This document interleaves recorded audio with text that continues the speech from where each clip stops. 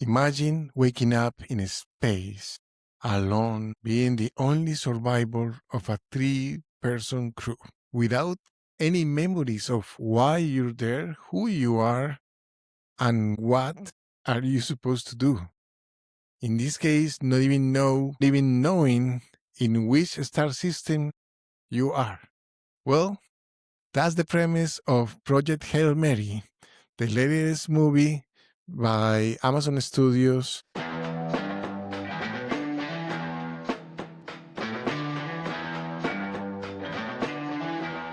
Okay, Johnny, this one's got your number on it. Let's jam. Project Hail Mary, the latest movie by Amazon Studios, starring Ryan Gosling and directed by Phil Lord and Christopher Miller. The movie is written by Drew Goddard, based on a book by Andy Weir. And if some of these premise and the writers sound similar, it's because this is the same writing team that wrote the 2015 movie The Martian by Ridley Scott. And I mean, it's based on a book by Andy Weir as well. And the scriptwriter is Drew Goddard.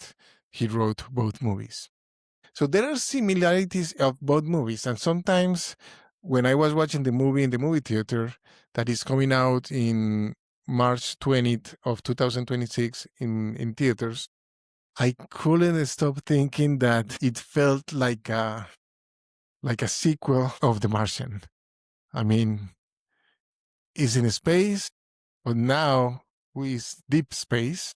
Ryan Gosling character, Rylan Grace, is alone and he doesn't know how he got there.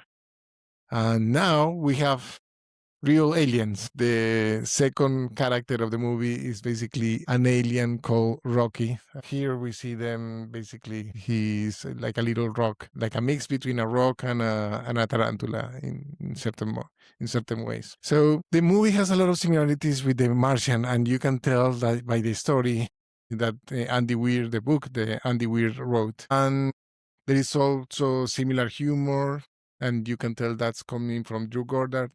But the direction is also pretty well done. And Phil Lord and Christopher Miller has been two directors that I actually admire a lot, because these are very unique storytellers.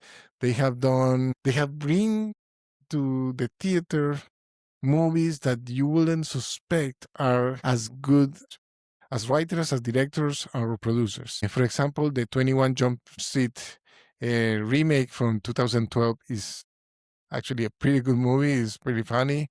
The Lego movie, nobody expected it to be as good as it is, and they were both the writers and directors.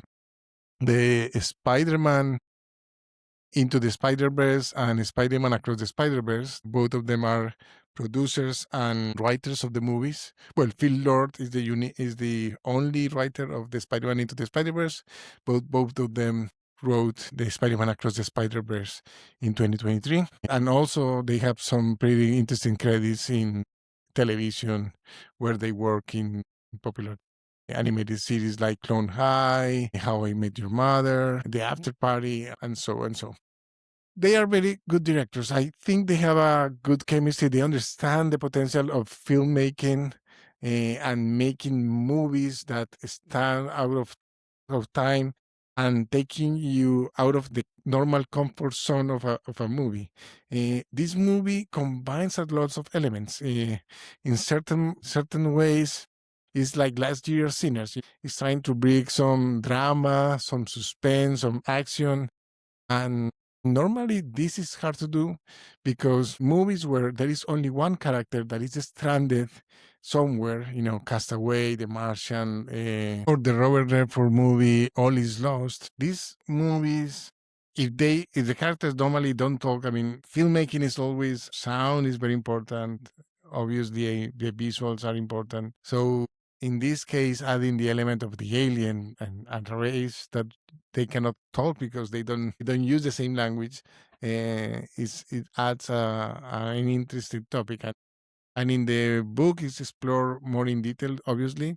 I think Chris, I think Phil Lord and Christopher Miller and Drew Goddard do a great job of compressing the story of the movie to make it engaging and interesting. We don't go in too many details about why is he there, but we do learn why is he there. We go back in time. There is a lot of flashbacks of Ryan Gosling or Rylan Grace on Earth. We met his boss, Ava Stratt, played by Sandra Huller. Learn about the people that he knows on Earth because he doesn't have any friends. But we learn about his personality and we learn about him and his character, and we are deeply invested in him and Rocky as characters because we are really, we're learning with them about who they are. The interesting thing about Ryan Gosling is that he's completely amnesic.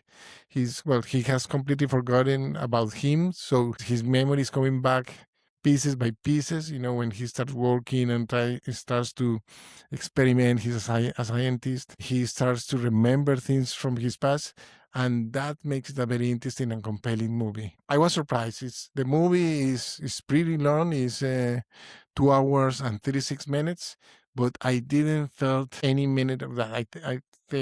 I thought it was very well paced. The music is excellent. The film and the visual effects are amazing. This might be actually a candidate for one of the best movies of the year, in my personal opinion. And I think the humor is well balanced.